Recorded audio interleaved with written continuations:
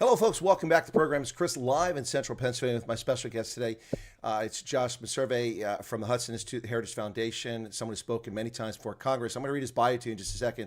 I'll leave him on the screen so you can see me, watch him blush as we talk about his accomplishments. But before I do that, I figured it was time for me to step back and stop being the disruptor and the one that's creating the news cycle by breaking news about what's happening in South Africa and maybe talk to someone else. So let me just get Josh up here in just a second. But I do want to read from his bio so you have know a little bit about him. He recently testified before the U.S. House of Representatives Foreign Affairs Committee, the Subcommittee on Africa, Global Health, Global Human Rights, and International Organizations, and he's well positioned to do this. He's a senior policy analyst for Africa and the Middle East at the Heritage Foundation, and he studies African geopolitics and counterterrorism. He once upon a time was a Peace Corps volunteer who served in Zambia in southern Africa before joining the Refugee Resettlement Organization based out of Nairobi. And he later worked U.S. Army Special Operations Command and the Atlantic Council's Africa Center before he joined the Heritage Foundation. Prior to his recent testimony, he'd been before Congress 5 times and once before the U.S.-China Economic and Security Review Commission. He's a lead author on a monograph on al-Shabaab and contributes to a chapter to the book on the war and peace in Somalia. He's a frequent commentator on African policy issues in a range of print and digital media outlets, including ours today, and is presented at the National Defense University and the State Department. And Josh holds a Master of Arts in Law and Diplomacy from the Fletcher School at Tufts, rather prestigious program, and a BA in History from Templeton Honors College and Eastern University. Well, there you go. So did you blush? I didn't see you blush. Welcome to the program, Josh. I try to tune it out. I go to my happy place so I don't have to listen to it. One very minor correction. I'm now a senior fellow at Hudson Institute. I used to be at Heritage, but my I've mistake. moved on. Yeah, I think I said you were at No, Hudson it's when okay. I started, but I didn't say you were there. Okay, so You did, yeah. Yeah. All Yeah. right. Well, there we go. We got the correction, folks. We do believe in showing the receipts, and we got it straight from the gentleman who told us. Well, speaking of happy spaces, it's not a very happy space in Pretoria at the moment, is it? No, it's not. It's another deterioration in the relationship, another friction point. Obviously, these keep popping up. It feels almost like you can set your watch by them now. Every month or two, there's some sort of blow up, whether it be the head of defense forces headed to, going to Tehran and saying all sorts of nice things about the Iranian theocratic dictatorship there, or something like this raid on the refugee processing center, or choose your poison. So another example of deterioration in the relationship. Well, and it has exactly been that this entire year. And we need to unpack this because you float around the circles in D.C. and it's a shorter trip for you to go visit those folks than it is for me. It's a bit of a 2-hour traffic burden drive for me. But you speak to folks a lot and you see a lot of what's going on. The South Africans have tried to portray this as Trump, Trump, Trump, Trump, Trump. First, they tried to say he's just ill-informed. He doesn't know what's going on. Of course, that didn't work. But the reality here is that this problem, in my view, it dates back 2.5 decades. It goes all the way back to the Article 98 waiver that South Africa refused to sign. And when I say Article 98 waiver, I'm sure you're familiar with it. Most people, their eyes just kind of roll. They have no idea about the International Criminal Court and that exception, which South Africa refused to do. And I know personally because I was on the continent involved in defense and security cooperation, and we could no longer cooperate with South African forces while they refused to sign that, at least initially. So this goes back quite a ways. And in fact, in February of 2024, during the Biden administration, a bipartisan group of a Republican Democrat brought forward this bill to review the strategic relationship with a view towards sanctioning senior officials in what was then the ANC government, now Government of National Unity. That bill kind of sat in Congress, hasn't gone anywhere, never made it out of committee, but it came back and just a Republican bill under Ronnie Jackson and James in Michigan this year in April, and it got out of committee and it's on the floor. If it ever gets debate and vote on, it's another story. But then Senator John Kennedy brought his own bill in the Senate. So this long predates Donald Trump. Am I wrong about that?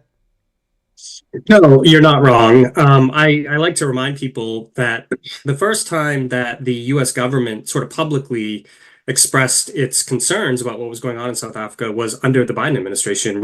Ambassador Ruben Brigady had that press conference where he talked about the Lady R and et cetera, et cetera.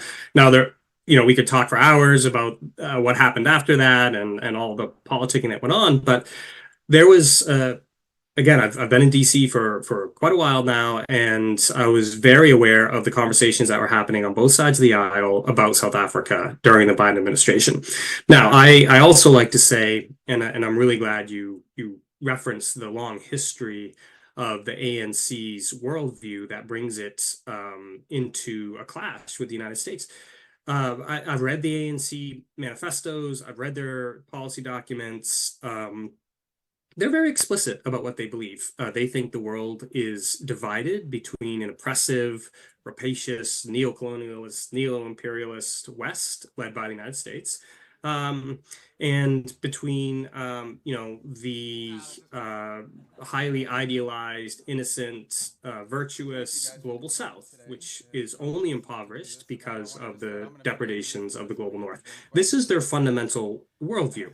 Now, ANC, lots of diversity of thought and opinion within that movement, but this is what they choose to put on paper and present as their official position. So I take them at their word that this is how they view the world.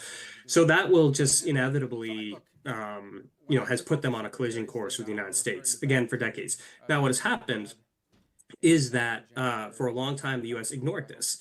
We assumed that, well, this was the party of Nelson Mandela, it was the anti-apartheid party, it's a democracy. They actually do align with it. We're simpatico, we're in the same boat, we're pulling in the same direction. And I think really, again, in the Biden administration, maybe even in President Trump's first administration, people started to notice, wait a second, South Africa is on the opposite side of so many of these issues, and they do it quite aggressively. So I've researched South Africa's voting record at the UN Human Rights Council on issues like Iran, North Korea, Venezuela, Cuba. These are the most brutal regimes in the world. And South Africa will, almost without exception, either abstain or vote against resolutions condemning those abuses. So this is what the ANC is, and the US has noticed and started to push back against activities by the South African government that really damage American national interests, and that has brought us to our current place. Well, in fact, I think you've wrapped it up very well. We'll put a little bow on it for Christmas there, explaining what's been going on. It's, I've talked about this for ages. When they started to say Trump doesn't know anything, they said Trump is doing this, and I just unpacked a list of about 40 grievances that have gone against us. I mean, you're training Chinese Liberation Army pilots in South Africa using former NATO pilots, and of course, their purpose is to shoot down our aircraft. Also, the whole situation with Lady R, which you alluded to with Ambassador Brigney. And the list just goes on and on. The 75% tariffs on our poultry, banning our pork from going into the country. These are all protectionist measures, but they act like they don't exist. We are limited the number of Cadillacs and Jeeps we can ship to South Africa by quotas, but the Chinese are shipping boatloads of cars into South Africa with no restrictions. And the South African government has had duty-free access to the United States for 25 years under AGOA. And the number of products and services has shifted from a few thousand, as many as 5,000 or 7,000 at one point. And they act like, well, that's just their birthright, and it's okay for them to discriminate against us. And they act as if we're the bad guys because we're like, well, wait a second. And of course, the other thing of this with Josh is that I've noticed from the very outset here, they play woe is me. Look, America's put these tariffs on us. They're picking on the ANC. I'm sorry, did you miss it? But Trump put reciprocal tariffs on 90 countries. Maybe I missed that part. Yeah, and I would add, PEPFAR, like South Africa is probably the country that has most benefit in the entire world from PEPFAR, the President's Emergency Plan for AIDS Relief. There's likely, hundreds of thousands of South Africans alive today because of PEPFAR. So from the American perspective, the US has done a lot for decades to try to help South Africa and has indeed really helped South Africa. In the meantime, we just got slaps in the face over and over again in return. And eventually, Washington decided that it had had enough of getting slapped in the face. And now, I think the South Africans have had a record scratch moment, and they feel as if it's unfair because they're used to an inequitable relationship in the sense that they could do whatever they pleased, and geopolitically on the international stage, they could antagonize the US as much as they wanted, and they still got all of this largesse in return. Now suddenly the US is saying, well, wait, no, there needs to be some reciprocity in this relationship, but the ANC and the South African government's baseline is preferential treatment. So now when they're getting treated in this way, they feel it's unfair. And look, I don't agree with everything that the Trump administration says about South Africa and et cetera. I have some of my criticisms, but overall, this is the trajectory and the situation that we're discussing. South Africa's been antagonistic to the US really for decades. Not rhetorically, they'll say all sorts of nice things, but if you really look at their actions, we've already discussed some of them. We could spend hours discussing more. It's clear that they've very deliberately decided to align themselves with revisionist powers like Iran, like China, like Russia, that are absolutely committed to restructuring the international order, which is a euphemism for toppling Western dominance, and including American dominance in the world. And okay, maybe you think that's all, maybe South Africans think that's just and good. But from an American perspective, the US is going to defend its national interests, and that's the cycle we're in right now.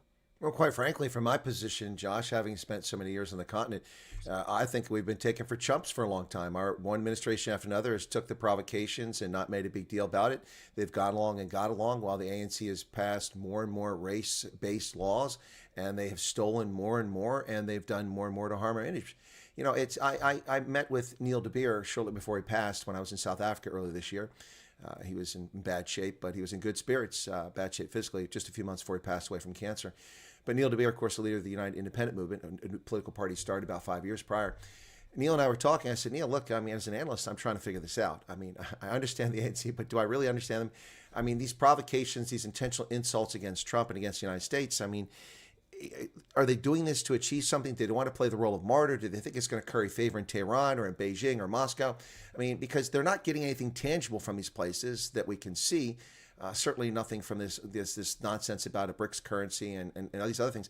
So are they just that clueless, or they got some grand plan? Of course, Neil was part of them when he was in the police. He spied from Konto Sizwe, became a prominent member of the ANC, and stayed with them until he broke with them around 2020. And I said, are they just that dumb? And he leaned forward in his Afrikaans accent and said, Chris, I know these people. I was with them. They're just that stupid. I don't know if they are. What do you think, Josh?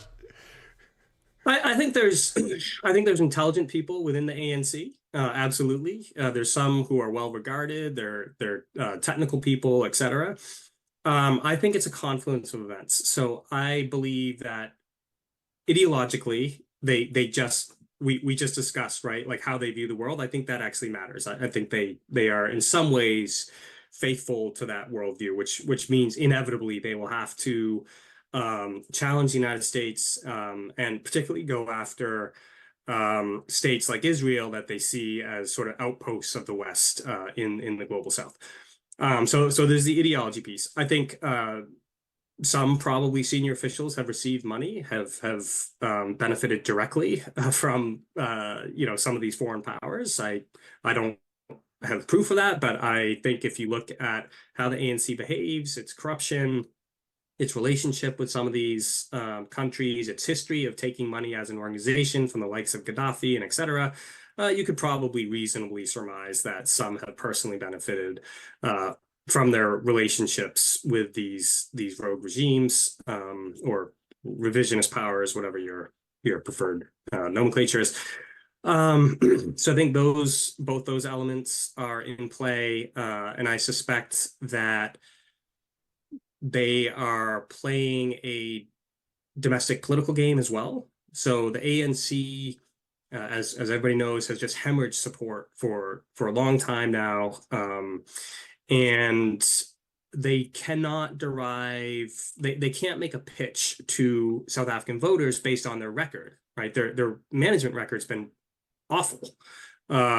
So that's out. They can't tell them, look at all the great infrastructure we built, or look how safe your communities are, etc. Right? Like, or look at all the economic growth we've overseen. They can't make appeals to that. So they have to appeal to something else. And I think they just go back to this worn playbook of, well, we were the Liberation Party. We're this moral entity. We're a global voice of conscience. We fought against apartheid.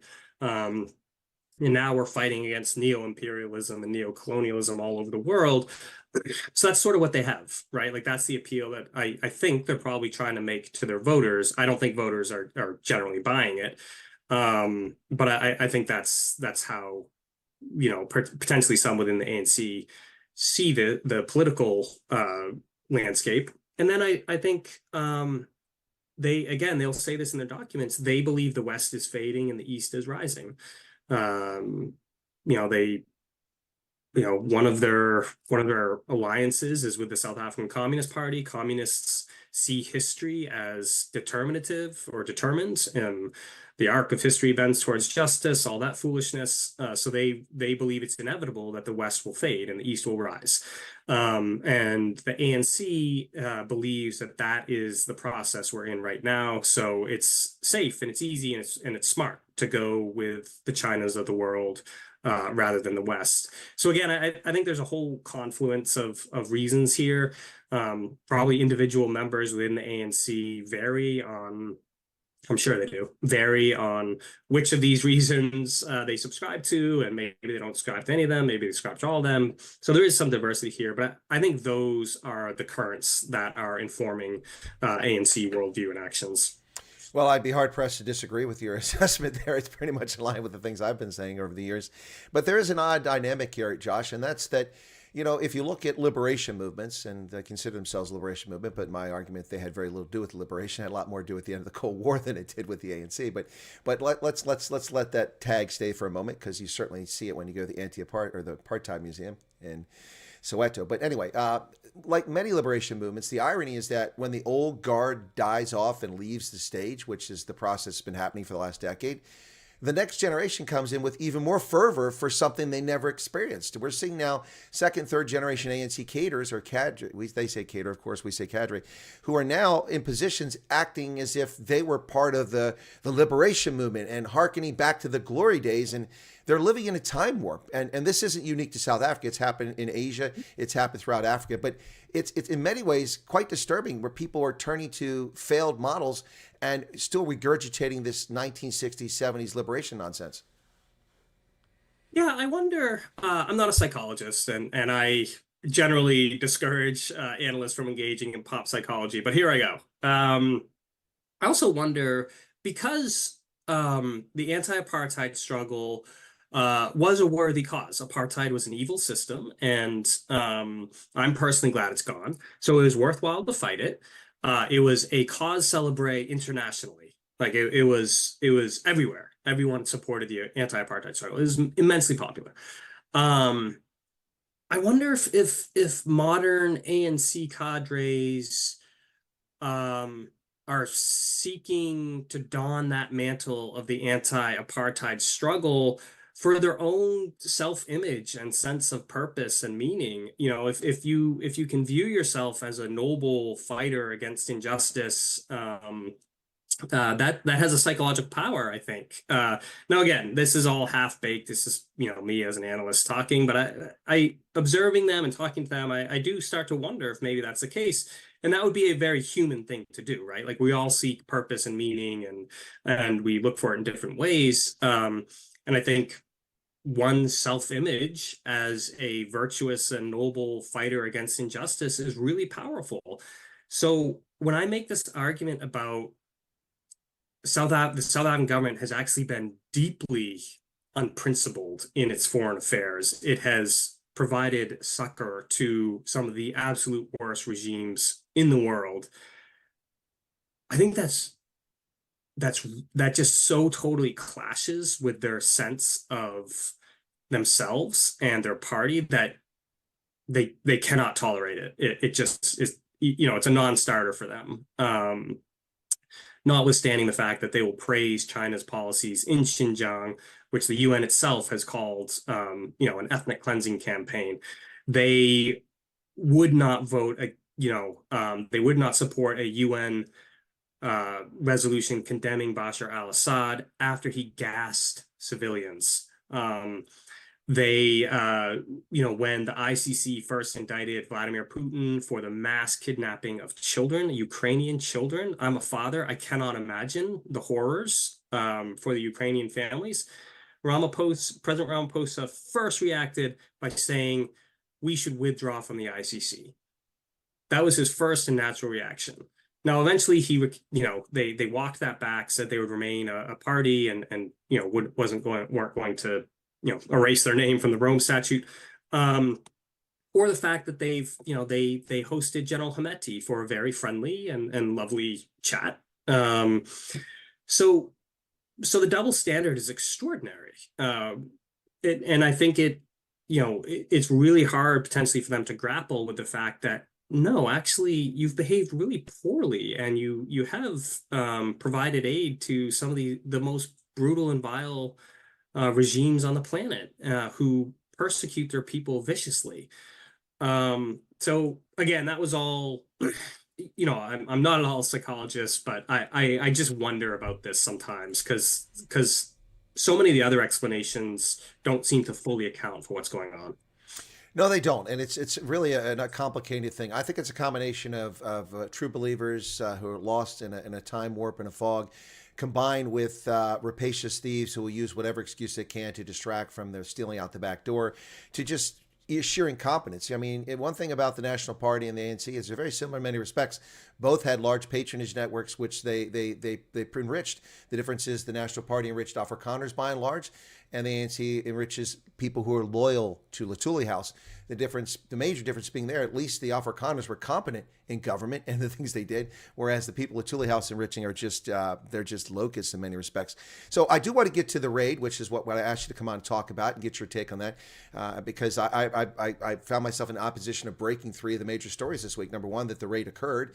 I was way ahead of the media. Then that that they doxed a U.S. official. And then the third thing was that the U.S. response, which I got right away because somebody tipped me off to that coming out in D.C. I appreciate that. But before we get to the raid, let's just go a little bit more into this topic here, since it's a very fascinating topic. South Africa likes to hold itself up because you mentioned this is a paragon of virtue about, we stand up for the oppressed and yada, yada, yada, all that liberation language. But where was the ANC when Myanmar was brought into the International Court of Justice with a genocide case, when the Gambia took the unique approach of going to the International Court of Justice to challenge Myanmar? Because, what standing does the Gambia have against Myanmar oppressing the Rohingya? None on the surface, but they're two states, and that's the purpose of court.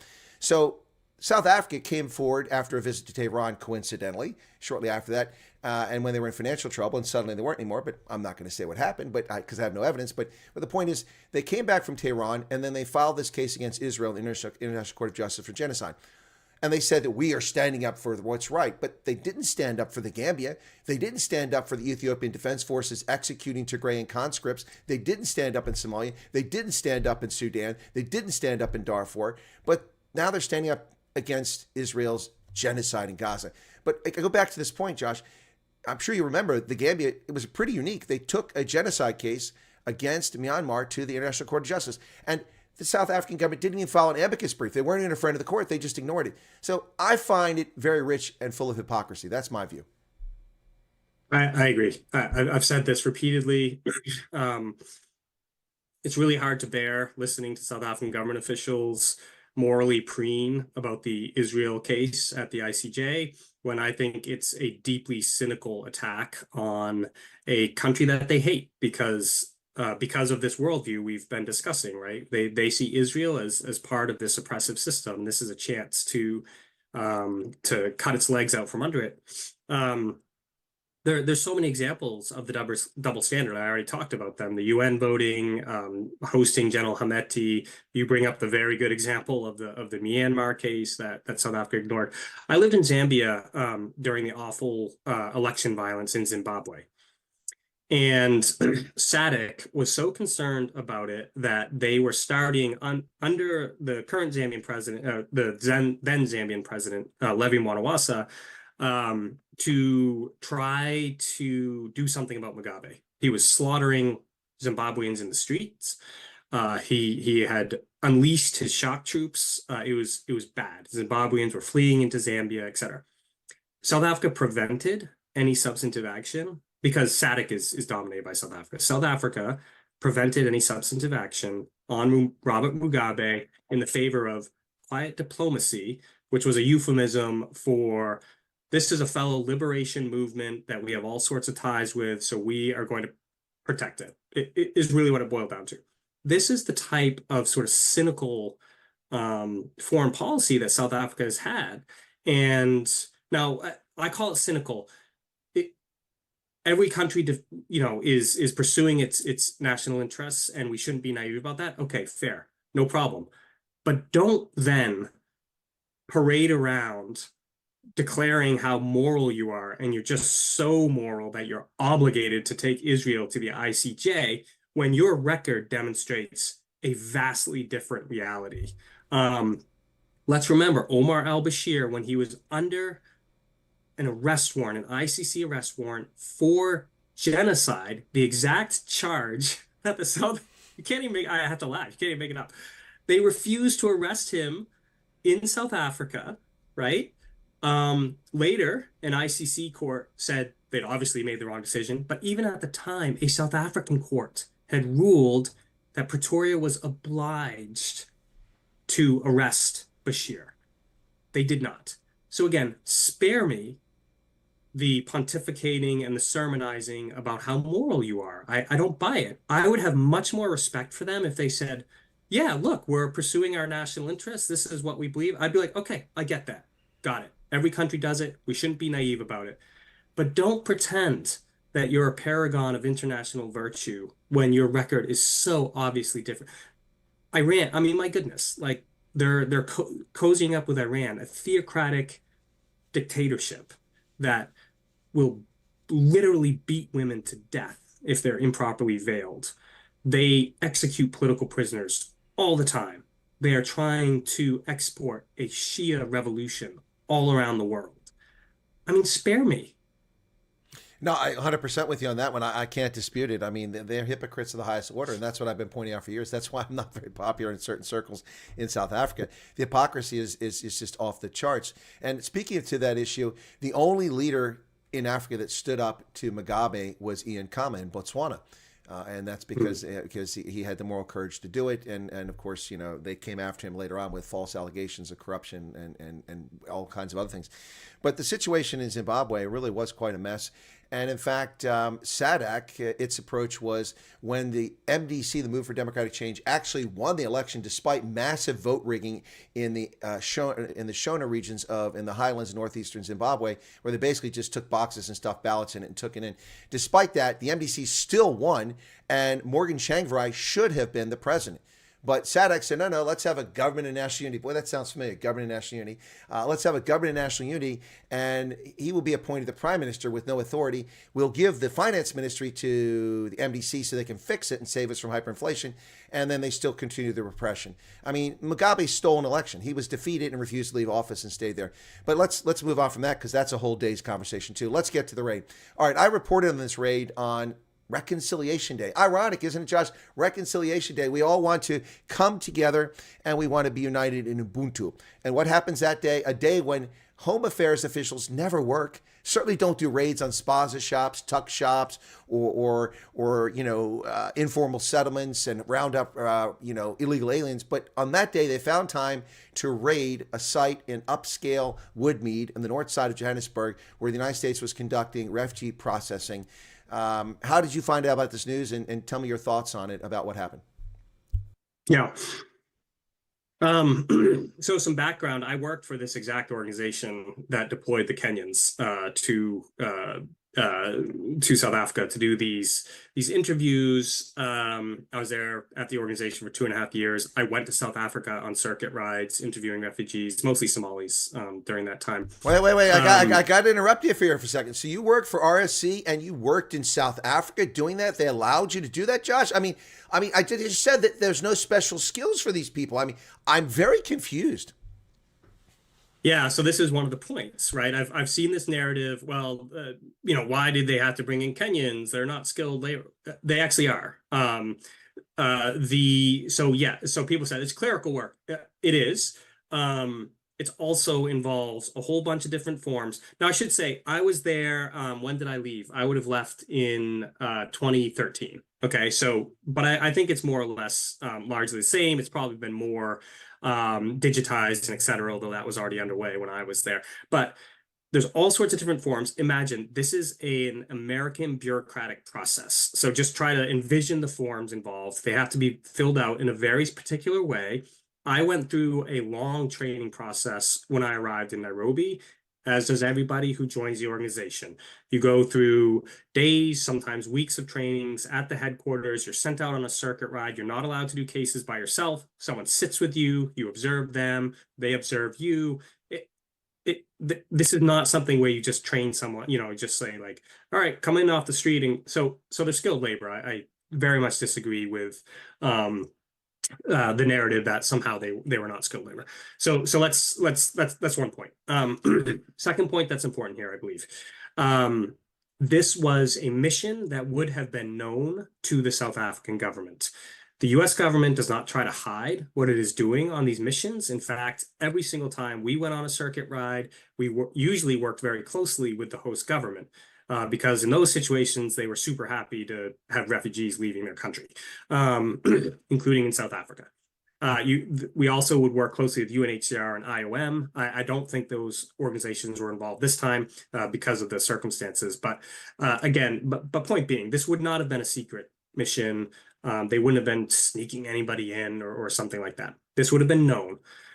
The other important point, RSC employees are not US government officials, but they work closely with US government officials. So that nexus occurs at different levels. The most obvious one are that CIS officers, Citizenship and Immigration Service officers, would have specific circuit rides where they went out and did the final adjudication. They would be supported by RSC staff. They would be together. That's why there was US government officials at this site. This was a quasi-official mission, is probably the best way to think about it. This was not the equivalent. I've seen this fatuous comparison people are trying to make between ICE and this raid on the refugee center. ICE targets people in the United States, usually who are violent and who have sneaked into the country and remain there. The Kenyans entered South Africa lawfully. Now, the crux of the matter is the visa issue. And I've said this, excuse me, I've said this, and I will continue to say it. If they were indeed working on tourist visas in violation of South African law, South Africa had every right to stop that. Absolutely. Full stop. No equivocations, right? However, I think also what happened was because this was a known semi-official mission that the South African government deeply dislikes, they got tipped off about the Kenyans. If they were on these visas, they got tipped off about the Kenyans working on these visas and decided to make a show and do a sort of dramatic raid and to send a message. I think that's what happened. I suspect that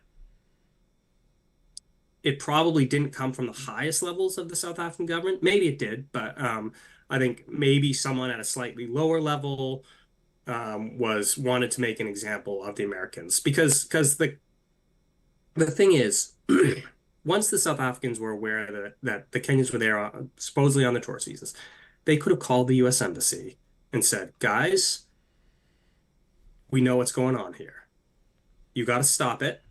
They got to leave. The U.S. Embassy would have said, yeah, okay, yeah, got it.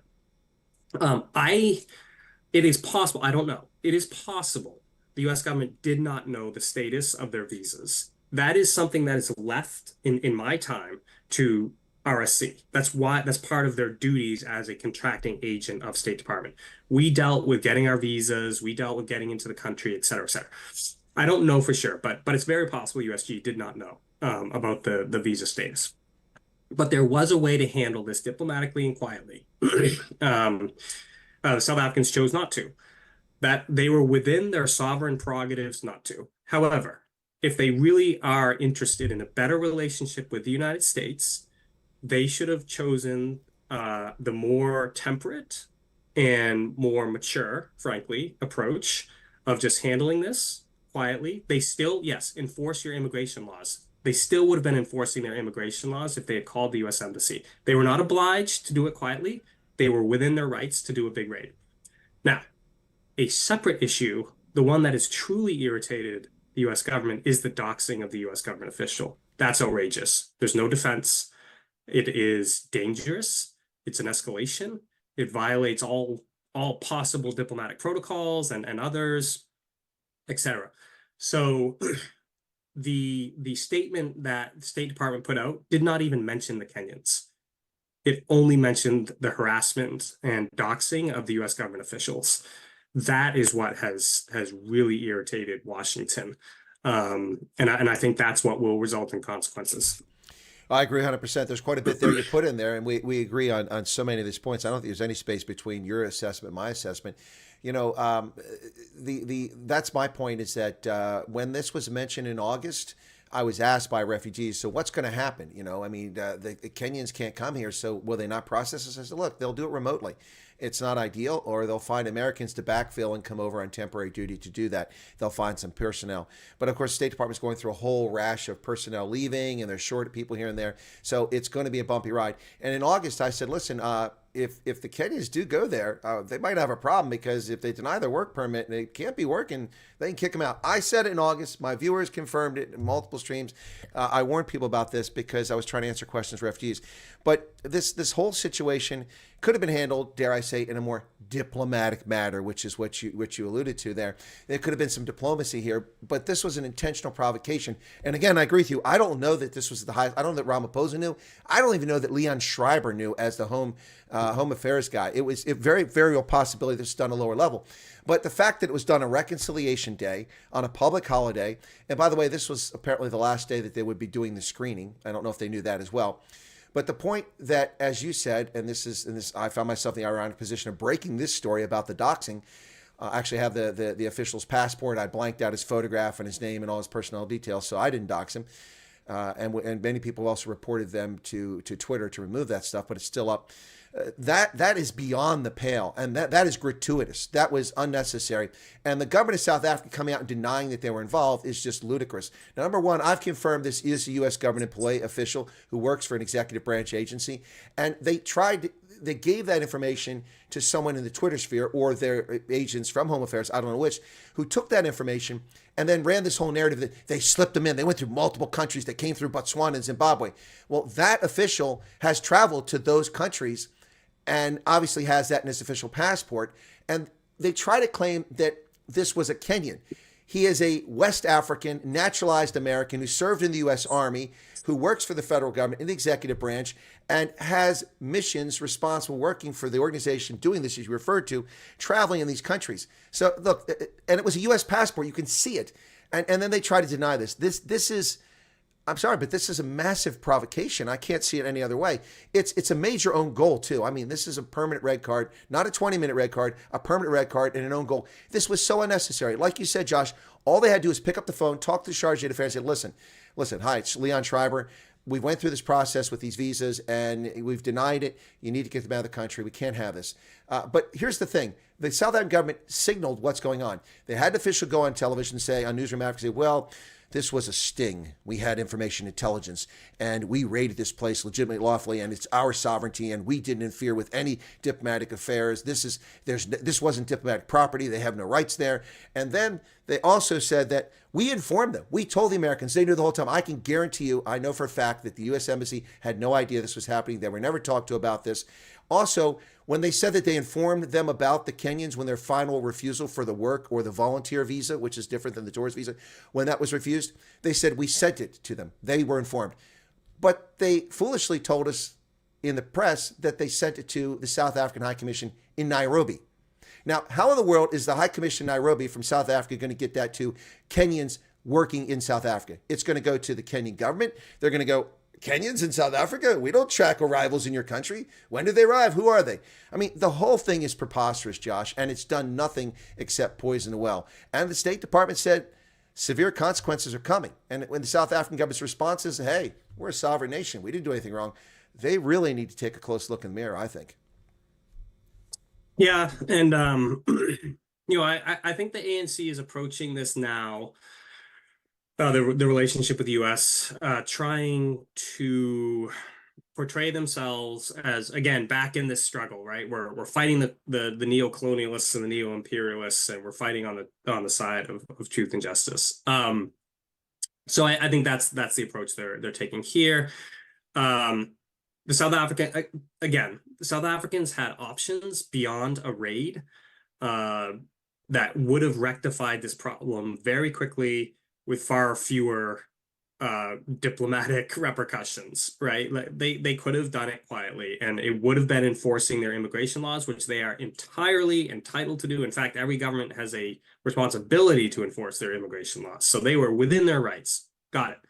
But there were ways to do this, and they chose to take the most provocative potential ones.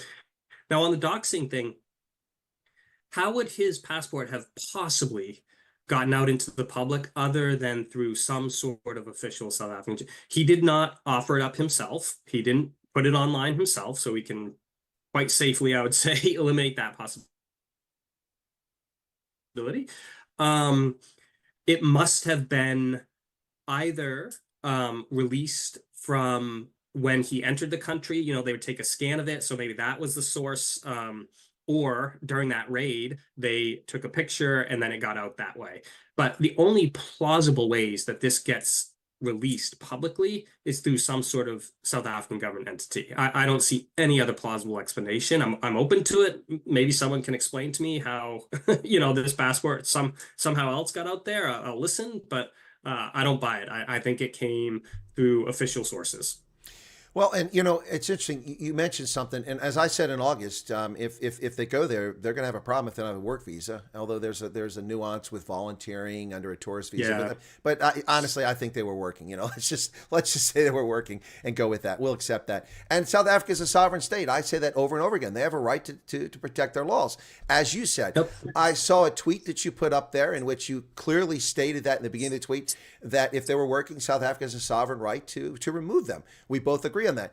But I noticed that there was a response from a well-known and very comfortable South African journalist who lives in the United States, Redi Talibi, writing a nonsensical reply to you. And you had to put the tweet up again where you highlighted, look, hey, pay attention. I said that they had a right to do this, but the way they did it was wrong. This sort of thing, and that's why I want to kind of slide into a different topic on this, is that the media in South Africa and their journalists abroad seem to be carrying the water for the government, and they have cognitive dissonance when they look at the facts. You looked at this objectively. I looked at it objectively, said, hey, they have a sovereign right, but this wasn't the right approach. But this whole thing, well, it's our right, it's our right. Well, it's not your right to dox officials and put their lives in jeopardy.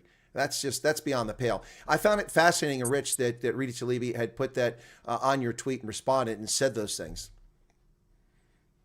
Yeah, I mean, it's really too bad because there are people I know in the South African government or very proximate to the South African government who are working really hard and making a good faith effort to try to repair this relationship. They're trying to get the South African government to step back from its provocative posture. And then when something like this happens, I get texts from people who are just beside themselves because it just undoes all of the work that they've been trying to do because they understand the relationship is really important economically to South Africa. There's strong cultural links between the US and South Africa, etc. It's terrible for South Africa to have a bad relationship with the US. And oh, by the way, I love South Africa. I've been fortunate to travel there any number of times. You've spent more time there, I think, than I have, but it's a great country. It's beautiful, and I always enjoy the people, and the food is great. All of it, right? And it could do so much. Like the US and South Africa could do so much together. They really could. I mean, when you think about mining, right? South Africa still has world-class mining companies. The US barely has anything in the mining sector anymore. So there's obvious synergies there, potential synergies there. But it can't happen as long as the South African government continues this reckless and aggressive and provocative posture to the United States. That to our previous or our earlier conversation has been going on for decades now. This is not a new thing. Everybody's acting as if with Trump's, confrontation of South Africa, like that's just when history began. No, there's a long tail to this, and a decades-old tail, in fact. So it just bums me out, honestly, because I would love to be up here talking about how great the U.S.-South Africa relationship is and all the wonderful mutual benefits we're deriving. But it cannot happen as long as the South African government continues doing this type of thing. Well, listen, I heard you say, "Hey, dude, it bums me out. It bums me out too." Seriously, It's I, like I'm in Durban with the surfers, right? Oh yeah, man, dude, I'm just like totally bummed. yeah. Totally bummed. No, I got you, but let me get that. You said reckless, progressive, and provocative. I think that's a very good description of what's going on here. I think it's also foolhardy too. You know, and to your point, excuse me, to your point, the U.S. government is eager to do business with South Africa. They're eager to do things. The Trump administration, I've heard from people in the administration, they want to do things with South Africa, but we can't do it when they behave in this fashion. And they quit painting Trump as, because, I mean, it's not a winning argument. I mean, they can paint Trump as badly as they want. It's not going to win them the municipal elections next year. It's not going to win the national elections in 2029. Trump is not going to win that. People are turning away from the ANC for the very reason you talked about earlier. They have nothing to stand on. We did this, we haven't done anything. The infrastructure is falling apart. You have the worst performing ports in the world, ranked 78 out of 78 countries with major ports. You have rails that have been ripped up. You have highways with potholes all over the place. People who want to do business in South Africa have a burden of doing things there. They have an abysmal productivity rate, some world class, top productivity. At the same time, down here, you have people that are gone for weeks on end because they're attending funerals for people dying from HIV and people who suffer from tuberculosis. So productivity is an issue. You have to provide your own security. You have to provide your own electricity. You have to provide your own.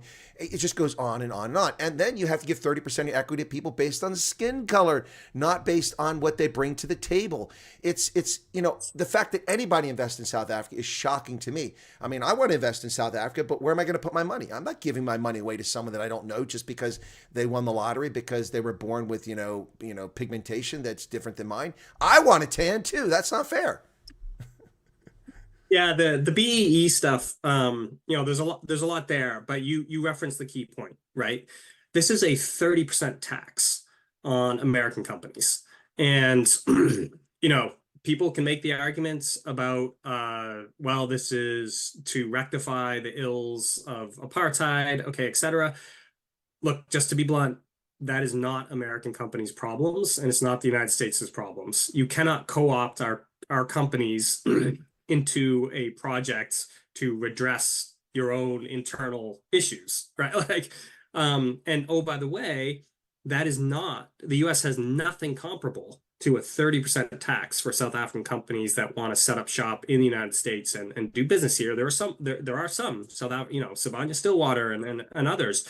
The US government doesn't put that type of burden on them. They can come and they just, they abide by the rules everybody else does.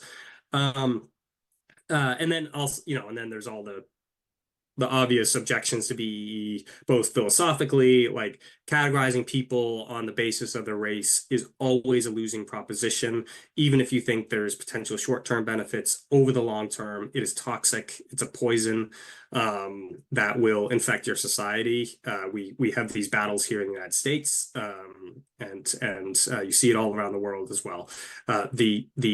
It's the same philosophy. It's the same approach to race that the apartheid architects used, right? Categorizing people on the basis of their race is a poison, and it poisons everybody it touches. So there's the philosophical problem with BEE, but then there's also the practical problem in that it has demonstrably failed. It has enriched a small group of Black elites, and whereas your average Black South African has not benefited. This is the problem with one of the problems with these types of social engineering schemes. They only ever end up benefiting the elites who know how to navigate the process and have the connections and the education and the sophistication and the understanding to navigate it.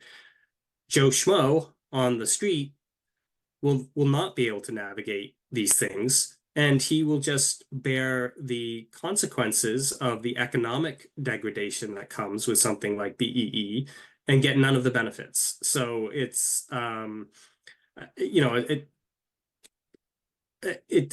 people, I'll occasionally see this argument of like, well, why does the US care about BEE? This is an internal matter. It's like, no. We have American companies that are trying to operate there. We have like 600 of them or whatever the number is. This is a huge and unfair tax on them. And again, we do not ask for a comparable tax from South African companies. So it very much affects the United States. Indeed, it does, and not just that. That you call that a tax, but there's South Africa and most countries have this. We don't, thankfully, but they have a value-added tax. I mean, we already have a burden by trying to compete in an environment with a value-added tax, and there is over 600 U.S. companies currently working there. Plus, there are many U.S. companies that employ South Africans remotely. There are tens of thousands of South Africans that derive their living working for American companies from South Africa. So let's turn our attention before we wrap up here. I mean, the audience keeps growing. We can do this for hours, but you've got things to do. So do I. But let me, before we wrap up, Brent Bozell has finally been voted in by the Senate. He is now the ambassador designate, the ambassador to South Africa. But this comes at an interesting time. Now, I'm going to make the argument, the video that I'm about to make, that it was probably best that he hadn't been confirmed up until now, because now Brent Bozell has been able to sit on the sidelines and observe what's happening in South Africa, so he doesn't go in, with rose-colored glasses thinking it's all kumbaya. He knows exactly what he's dealing with. On the flip side, now that we have an ambassador who likely, I imagine, show up in South Africa sometime in mid-January, he's going to have to present his credentials to DIRCO. I wonder what that's going to look like and how that's going to go, particularly depending on what unfolds with this doxing and whether South Africa offers up a convenient mid-level scapegoat to appease the American government, which I think is a possibility. What do you think is going to happen now the United States said there will be severe consequences over this doxing unless someone's held responsible, number one, and number two, when Brent Bozell shows up? I'd like to be in the room. I'm just saying. Yeah, me too. One of the truths I try to live by is that the quickest way to look stupid is to predict things. So I always have that caution in my mind. Well, Josh, you can caveat your answer okay. like a computer programmer. If this, then that. If that, give an if-then statement. Okay, all right. If the U.S. government is not satisfied with the response to the doxing issue, I think, yes, there will be some sort of consequence. I don't know exactly what that would look like. It won't be military. Someone was talking about that. I was like, that's crazy. Like, no, the U.S. is not going to do that. But diplomatic, yeah, probably. Economic, I don't know. But it would probably stay in the diplomatic realm, I would think. But who knows? So that's that. On Ambassador Designate Bozell, or actually not designate, he's been confirmed. So I suspect that there will be people within DIRCO and within the South African government who would love to make an example of Bozell. I'm sure that's true. We gotta stand up to the neo-imperialists, these white supremacists. You can just hear it, right?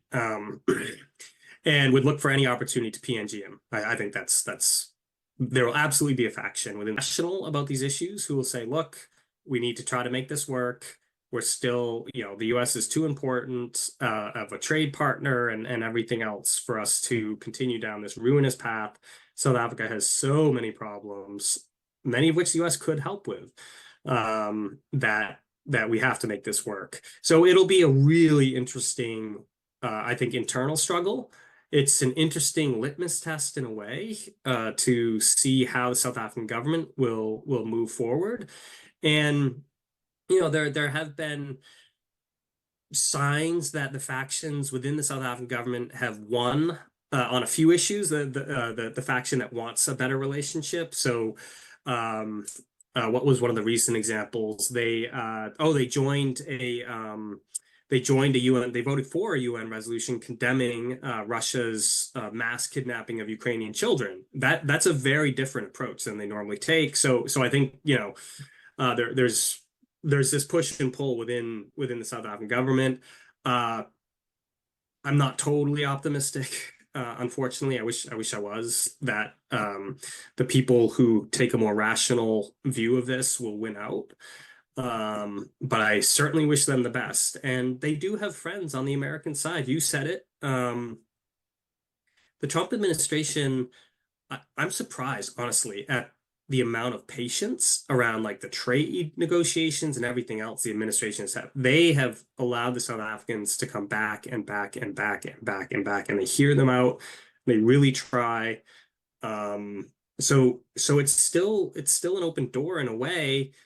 It's open a crack, But every time something like this happens, the doxing of the American official, that door closes a little bit more, and eventually it will shut entirely, and that will be bad for both countries, but especially for South Africa. Well, Josh, I think that's a great way. We're almost to the end here, but I want to say that the South African government has gone out of its way to paint a picture that we don't need the United States. That the United States doesn't matter. They constantly come up with these non sequiturs, like our biggest trading partners are China and the EU. Well, the EU is not a trading partner; it's a bloc. It's not a trading partner. If you want to say France or Germany, the UK, okay, there. But the second largest trading partner with South Africa is the United States. Historically, it was the United States till about 2012 when China surpassed us. But that's tied to commodities. China buys all these commodities from South Africa. Meanwhile, we have benefication. We buy finished automobiles and things that the entire value chain is in South Africa. So it's the most important trading relationship that South Africa has externally, in my view. And they act like they don't need us. $8.1 billion in PEPFAR. You said hundreds of thousands. I would argue several million South Africans are alive today because of PEPFAR.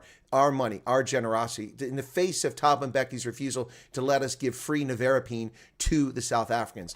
It's to me, it's really beyond the pale that this is. Why is my thumb coming up there? So Zoom is acting up. I didn't put my thumb up. It's telling my thumb is up. There we go. I got rid of it. That's what you were. It's like a self applause. I love it. You're like, yeah. Man, I just made a great point. So I'm gonna congratulate myself on that great point. No, I didn't do that. That shows you AI is at work in the background. They're listening to what I say. No, but seriously. So they act as if they don't need us, and I argue this is probably one of the most important. We sponsor their World Bank and IMF loans. We sponsor them in the African Development Bank, where we have a lot of influence. We have helped South Africa immensely. And to play to a domestic audience saying that, for instance, Gwede Mantashe, if they don't give us the aid, we won't give them the minerals. Hey, dude, we buy the minerals. You're making money on that. And if you don't sell them to us directly, we'll buy them in the market from a third-hand provider. It's not a big deal. And then when we first cut PEPFAR, the argument was that, we don't need the Americans. They only provide 18% of PEPFAR funding. But lo and behold, we find out that every surveillance and monitoring program in South Africa is paid for with PEPFAR funds. And without it, the whole program is broken. There's chaos. They have no idea about, and now we're worried about HIV spreading again because we don't have surveillance and monitoring programs. To me, these are very dumb, short-sighted, uninformed positions made by politicians that don't understand the scope of the relationship, and it's caustic. We need adults in the room. We need somebody that has the gravitas and the depth and intellectual understanding on the South African side to realize just how important the relationship is with the United States. Because, Josh, from our side, South Africa's around here. I mean, $22 billion a year in trade. That's like, hold on a second. U.S. government just spent that much. U.S. government just spent that much in that quickly. That's nothing. So we need it geopolitically. We don't need the Horn of Africa unless the canal is shut down. And we saw that Suez was shut down for 3 weeks when the ship ran aside. But aside from that, no one cares. Unless the Chinese are actively patrolling the seas around there, which they don't have the capability to do, they can't project their power. It's not an issue for us. South Africa is around here. The only thing of major importance they have is chrome and platinum. The other stuff we get elsewhere, and we don't have to get it from South Africans. My point is that we don't need South Africa. They desperately need us, and this is a foolhardy approach. Final thoughts on that, if you agree or disagree. Yeah, no, I think it's right. It's just a harsh reality of international politics. The United States is the world's most powerful country. South Africa is not. So I'm not trying to be rude or insulting because I really like South Africa, but I try to deal with reality. And when you are in a engagement or an exchange or whatever, when those are with such unbalanced levels of power on each side, the weaker party is going to have to be smart. And they're not going to have a lot of room for error.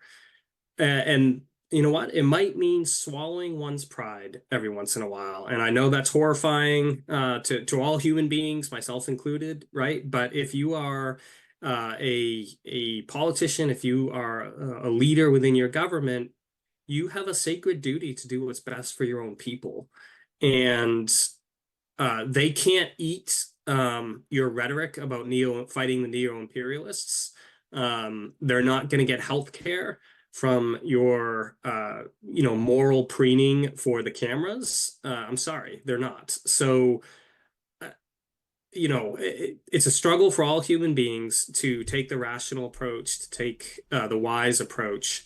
but that's what's needed here. And I will say the US hasn't been perfect on this either. I have my criticisms of how the US has approached South Africa at times. And so there's also needs to be some wisdom on our side and some humility, of course.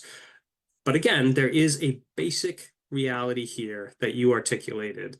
South Africa just needs the United States so much more than the US needs South Africa.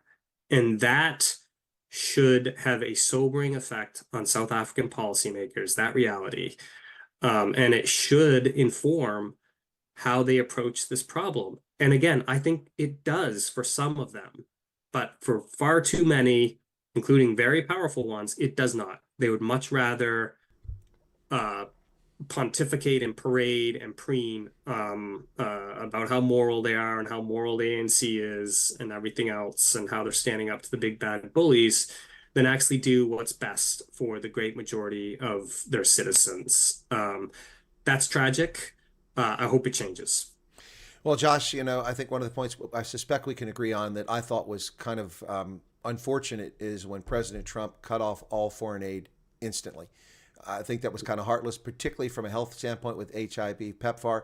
While I think President Bush's program is brilliant, I also like the concept that it was the president's emergency program for not its enduring program forever. That's the problem I have with PEPFAR. Everlasting program. Yeah, everlasting program. They were supposed to, get the training wheels off and handle this on their own at some point. Botswana's done a pretty good job of that. They've become less dependent and they've picked up the responsibility by and large, but not entirely. But South Africa really hasn't done that in a way that they should do it substantively. But I thought cutting off the aid was one of those things we shouldn't have done. That was misstep. But we can cut the aid, but how about the end of the fiscal year? Or, how about after a year or something like that?